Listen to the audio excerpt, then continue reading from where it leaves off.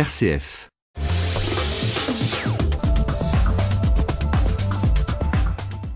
Bienvenue sur RCF Vendée, première radio chrétienne d'information et de proximité en Vendée.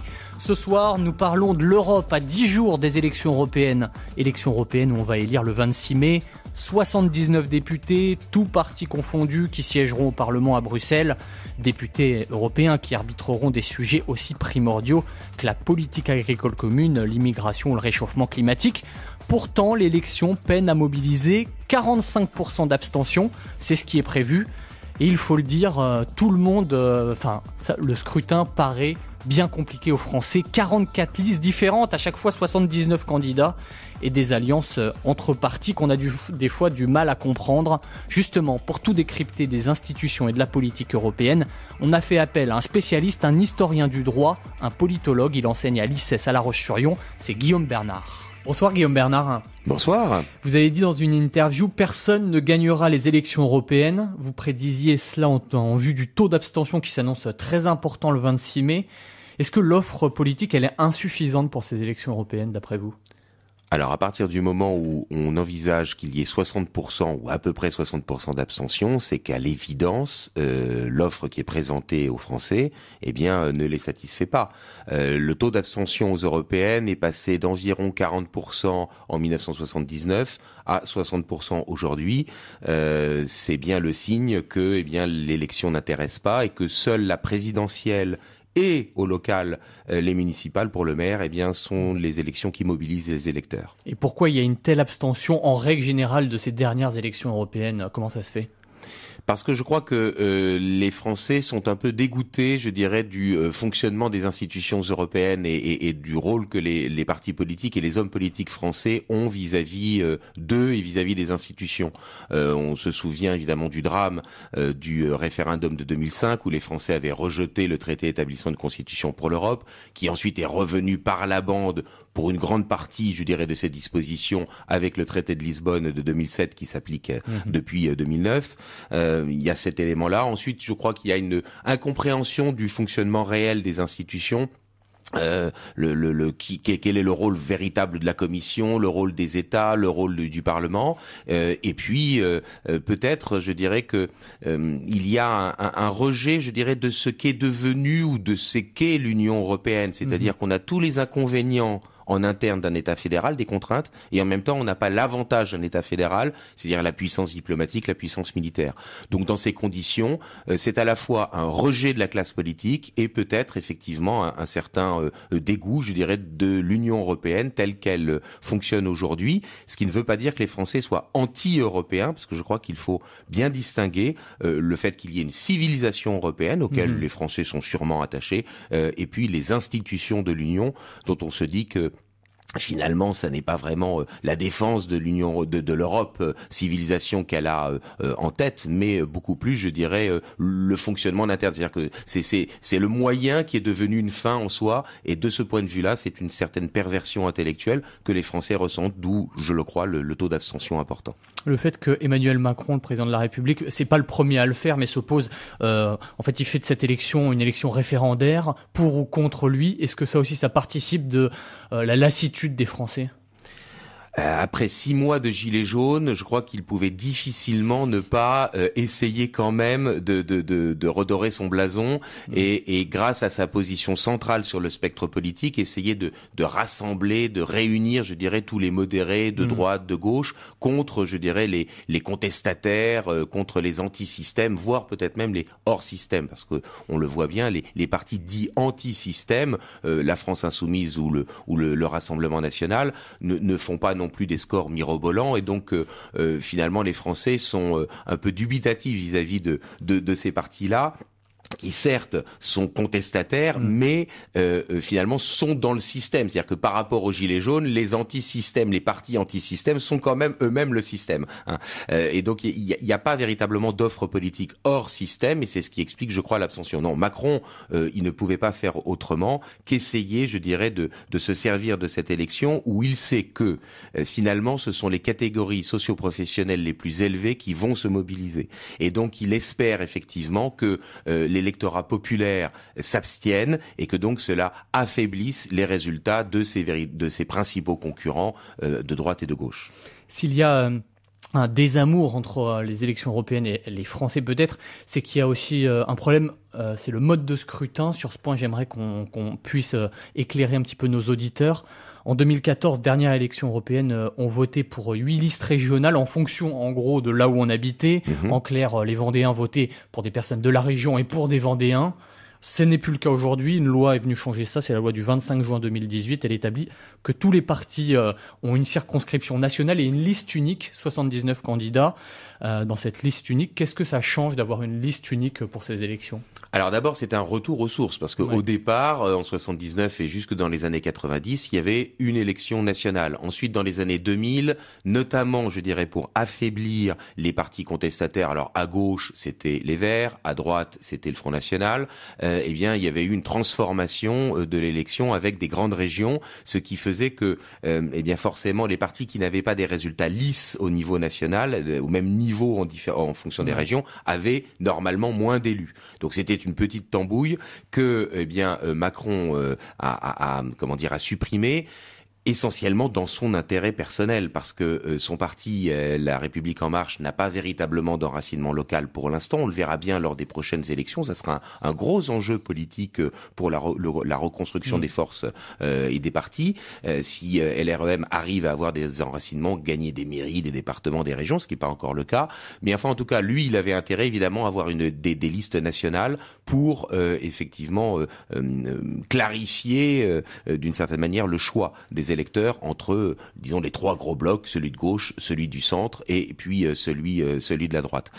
Donc dans ces conditions, qu'est-ce que ça change ? Pour les électeurs, ça veut dire que il y a peut-être plus le sentiment, je dirais, d'envoyer des représentants de la France au Parlement européen plus que des représentants locaux, et donc c'est peut-être quand même plus conforme à l'esprit des institutions, me semble-t-il, que des listes régionales. Est-ce que pour les Vendéens, les personnes qui ne s'intéressent pas forcément de très près à la politique, ça éloigne un petit peu plus les élections européennes ? Naturellement, et c'est d'ailleurs, je dirais, là on le constate avec toutes les élections, on l'a dit tout à l'heure, la présidentielle est considérée par les Français comme étant l'élection où les choix politiques sont pliés pour un certain temps, et puis à côté de cela, l'autre élection qui les mobilise, ce sont les élections municipales, parce que le maire, concrètement, il répare la route, il ouvre une crèche, etc. Et donc, on a le sentiment qu'il participe réellement au bien commun. Donc oui, une élection nationale qui n'est pas l'élection présidentielle, forcément, il y a un taux d'abstention plus important parce que on considère que c'est plus loin, plus lointain, moins directement, on est moins directement concerné. Alors, il faut quand même bien se rendre compte qu'il y a quand même, par le jeu de la primauté du droit communautaire sur les droits nationaux, de gros enjeux politiques. Donc ça n'est pas rien quand même. Et je crois que les Français feraient peut-être bien de s'intéresser un peu plus, je dirais, au programme, aux orientations politiques. Et puis, et ça je suppose que l'on va en parler tout à l'heure, la constitution des groupes au Parlement européen, parce que ça, évidemment, ça sera véritablement ce qui fera, je dirais, l'orientation du prochain Parlement. Guillaume Bernard, je rappelle que vous êtes historien du droit, politologue. Vous enseignez à l'ICES à La Roche-sur-Yon. Ce mode de scrutin dont on parlait, avec une liste nationale par parti, elle a été faite en fait pour que les électeurs y voient plus clair, pour qu'il y ait moins de listes proposées au vote. Pourtant, on se retrouve aujourd'hui avec... on doit choisir entre, c'était 33, c'est 34 aujourd'hui, 34 listes différentes. Est-ce que ça, vous le regrettez ?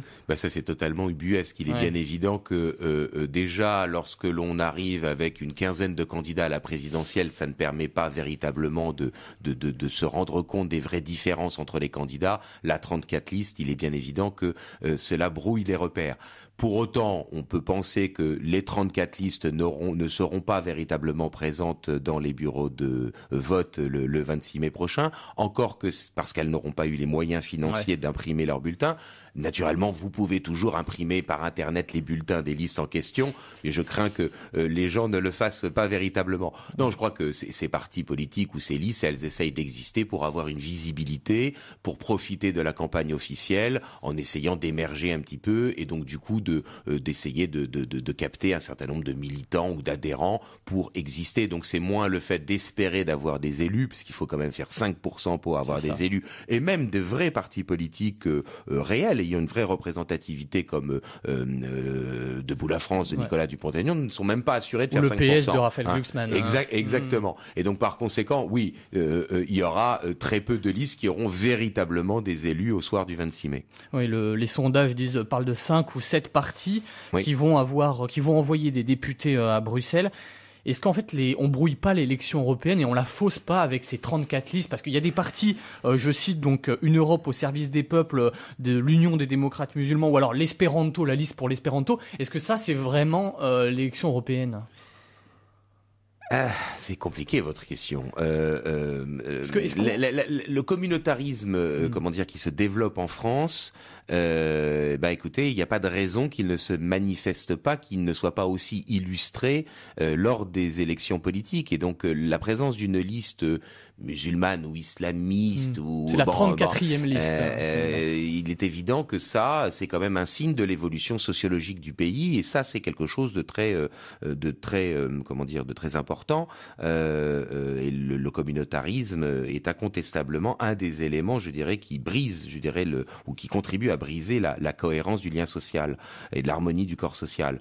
Quant à la liste sur l'espéranto, honnêtement, je l'avais pas remarqué celle-là, mais là, je vois votre sagacité de journaliste qui pointe du doigt les choses un peu effectivement étonnantes. Non, là naturellement, en revanche, il est bien évident que faire une liste aux élections européennes sur un point aussi précis et aussi, je dirais, subalterne que cela, c'est bien sûr, de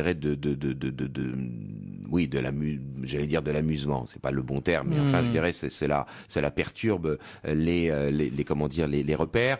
Il est bien évident que le scrutin à la proportionnelle intégrale à un tour, évidemment, favorise la présence d'un très grand nombre de listes, ce qui est assez dommage, si vous voulez. Ce qui pourrait favoriser véritablement la mobilisation des électeurs, ce serait peut-être la possibilité de leur offrir, mais ça, les partis politiques n'en veulent surtout pas, la possibilité pour les partis pour les électeurs, justement, de rayer des noms sur les listes, de changer l'ordre des noms sur les listes. Pourquoi pas même, comme c'est possible aux élections municipales, de panacher des listes et de reconstituer une liste? Parce que c'est vrai que non seulement il y a 34 listes, donc évidemment c'est pas simple, mais en outre, on est obligé, nous, quand je dis on, c'est nous, les électeurs, nous sommes tous obligés de choisir une liste dans son intégralité. 79 candidats.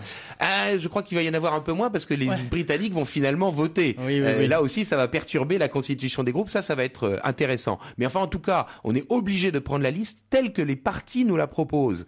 Or, il est bien évident qu'ils essayent de ratisser le plus large possible et que entre François-Xavier Bellamy, par exemple, et puis certains des personnes qui sont derrière lui sur la liste, il y a évidemment des divergences doctrinales qui ne sont absolument pas cohérentes. Bon, pareil pour tous les autres partis politiques d'ailleurs. Je prends cet exemple-là parce que sans doute Bellamy est un des rares qui a réussi à faire une campagne et à du coup à augmenter les résultats potentiels de sa liste. Mais donc on pense assez souvent à lui lorsqu'on parle de ces élections, puisque c'est une des nouveautés incontestables de ce scrutin. On est pieds et poings liés. La proportionnelle, ça a de gros avantages, ça permet la représentativité, mais ça a de gros inconvénients, c'est qu'on est pieds et poings liés, l'électeur est pieds et poings liés par rapport à ce que lui offrent les partis politiques. Guillaume Bernard, encore un mot pour bien comprendre ce scrutin des élections européennes, point crucial. Le 26 mai prochain, tous les partis qui auront passé la barre des 5%, vous l'avez dit, des suffrages, vont envoyer des députés à Bruxelles. Entre un parti qui aura fait 20% et un parti qui aura fait 5%, comment sont constitués les groupes européens ensuite? Eh bien, écoutez, en théorie, normalement, des partis qui se sont présentés séparément ne vont pas siéger dans les mêmes groupes. En théorie. Maintenant, évidemment, il va y avoir plusieurs éléments qui vont jouer. D'abord, la présence des Britanniques. Oui, il va y avoir des Britannistes et des Britanniques et beaucoup de souverainistes, de pro-Brexit, etc., qui vont être présents. Ensuite, il va y avoir les rapports de force entre les différentes structures. Je vous rappelle par exemple que même les conservateurs, qui sont pas forcément pro-Brexit pour tous, avaient déjà quitté le PPE, c'est-à-dire le groupe de la droite modérée. Au Parlement. Alors, pour dire les choses rapidement, il y a 5 grandes tendances au Parlement européen. L'extrême gauche, la gauche social-démocrate, les centristes libéraux, la droite modérée, le PPE, et puis, disons, les différents groupes souverainistes. C'est les 5 grandes tendances. Or, avec les projections que l'on a, qui ont été publiées par la Commission européenne, on s'aperçoit qu'il n'y aura normalement, du fait du gonflement du groupe des souverainistes, des nationalistes, des eurosceptiques, des pro-Brexit, etc., il n'y aura pas de majorité au Parlement européen, sauf grande coalition unissant les sociodémocrates, la gauche modérée, les centristes libéraux et la droite modérée, le PPE. C'est-à-dire qu'on va se retrouver dans la possibilité que le prochain président de la Commission, c'est-à-dire l'exécutif européen, soit élu de concert par des députés de la liste de Glucksmann, de la liste de Loiseau, c'est-à-dire Macron, et de la liste Bellamy. Bellamy, Glucksmann et Loiseau élisant ensemble le prochain président de la Commission européenne. Alors là, ça brouille encore plus les repères. C'est sûr qu'évidemment, ça va pas faciliter, je dirais, la confiance des électeurs dans les prises de position politiques et dans dans la sincérité de nos hommes politiques. Ça, c'est extrêmement problématique. Qu'est-ce que ça dit du Parlement européen aujourd'hui ? Qu'est-ce qu'on se dit quand on s'intéresse de loin à la politique européenne? Qu'est-ce qu'on se dit du Parlement européen? Que c'est une institution qui n'a pas beaucoup de pouvoir, alors que pourtant c'est un Parlement qui, depuis un certain nombre de traités, disons depuis une vingtaine d'années, a de plus en plus de pouvoir, c'est-à-dire qu'auparavant il était finalement qu'un consultant, qu'un conseil pour le législatif, c'est-à-dire les ministres des différents États et l'exécutif qui était la Commission. Or, il est de plus en plus maintenant co-législateur avec la Commission. Mais ce qu'il faut bien faire, ce à quoi il faut bien faire attention, c'est que l'exécutif, c'est la Commission, et le véritable législatif, le cœur du législatif au niveau européen, c'est le Conseil des ministres, c'est-à-dire les exécutifs nationaux qui se réunissent et qui votent les textes, soit parce que eux-mêmes ont eu l'initiative de les penser, soit parce que la Commission les a proposés. Et le Parlement est donc à côté de ce Conseil des ministres, donc les différents exécutifs nationaux qui, au niveau européen, sont le législatif. Le Parlement est co-législateur avec, ce Conseil des ministres. Guillaume Bernard, on l'a dit pour ces élections européennes 2019, on a un record de liste 34, on s'attend à une abstention majeure, mais on ne parle pas des grands enjeux.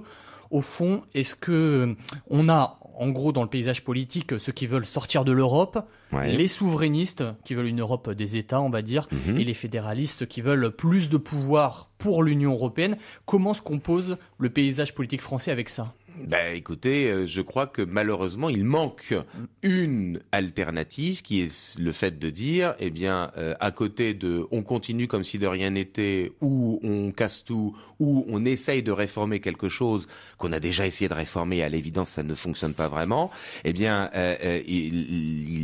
manque une offre politique qui est l'alternative, qui est de dire il faut continuer la construction européenne, mais la faire différemment, mais la faire autrement. Et pourquoi pas, effectivement, en s'appuyant sur d'autres institutions, quitte à reprendre évidemment des différents éléments qui existent déjà. Je crains justement malheureusement que l'offre politique, elle est aujourd'hui entièrement prise par, je dirais, les intérêts des partis politiques qui ont besoin soit en disant on rejette la construction, soit en disant on continue la construction, d'exister grâce à des élus qui auront des mandats, qui auront des revenus, qui auront des assistants parlementaires et qui, dans le fond, vivent de la politique. À mon sens, le seul moyen de réinvestir les Français dans l'enjeu européen, c'est de proposer une vision alternative de la construction européenne et non pas simplement de s'appuyer par rapport à ce qui existe déjà. Et c'est pas ce que essaye de faire François-Xavier Bellamy,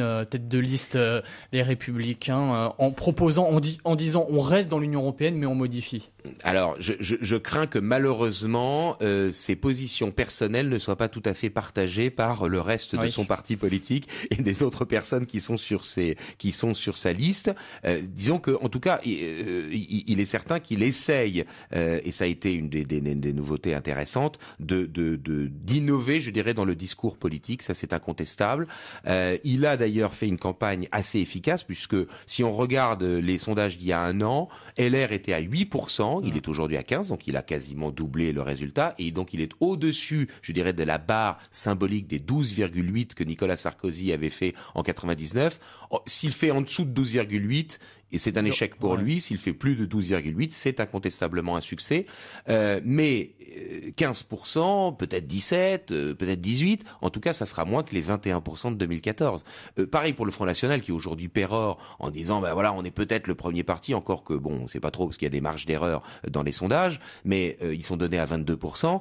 Or, ils ont fait 25% en 2014 avec un taux d'abstention plus élevé et des pourcentages plus bas qu'en 2014. Tous les partis politiques auront moins de voix qu'en 2014. Donc moi, je les sens tous se satisfaire le soir des élections en disant, bah vous voyez, on a fait plus que ce qu'on nous avait dit, mais avec un taux d'abstention record, ça sera un échec. C'est pour ça que vous avez eu la gentillesse de me citer au début de cette émission en disant oui, je pense que ce sera un échec pour tous les partis politiques, quels que soient les résultats, même si évidemment la place de LREM va devoir être regardée. Est-ce que LREM sera premier, sera deuxième, sera peut-être même, pourquoi pas troisième? Eh bien, là, évidemment, la légitimité d'Emmanuel Macron sera véritablement en jeu. Que doit-il faire si LREM est troisième des élections européennes? Alors là, je crois qu'il ne peut que normalement la logique serait soit de dissoudre l'Assemblée nationale, mais dans ce cas-là, on va droit à une cohabitation. Or, Mitterrand, je vous rappelle, avait gagné l'élection présidentielle de 88 après la cohabitation de 86-88. Donc je ne comprends pas pourquoi les autres partis politiques lui suggèrent cela, parce que c'est à leur désavantage et à l'avantage d'Emmanuel Macron, ou alors c'est d'organiser une série de référendums sur un certain nombre de sujets graves sur lesquels les Français sont mobilisés, les questions de la sécurité, les questions des frontières, la question de l'identité, de l'immigration, etc. Ou pourquoi pas, mais alors là, je crains qu'il ait déjà fermé la porte à cela, c'est établir le référendum d'initiative populaire qui permettrait aux Français de s'auto-saisir de certaines questions. Mais je crois que malheureusement, tous nos hommes politiques, enfin la quasi-totalité de nos hommes politiques, ne croient pas du tout à la démocratie directe, parce que, encore une fois, c'est leur monopole, c'est dont ils vivent la politique, et ça, évidemment, ça les met dans une situation compliquée. Élections européennes, chers auditeurs, vous savez tout ou presque sur les institutions avant le vote des élections européennes le 26 mai prochain. Merci Guillaume Bernard d'être venu dans ces studios à RCF à côté de moi. Je rappelle que vous êtes historien du droit et politologue, vous enseignez à l'ICES à La Roche-sur-Yon. Bonne soirée à l'écoute de nos programmes.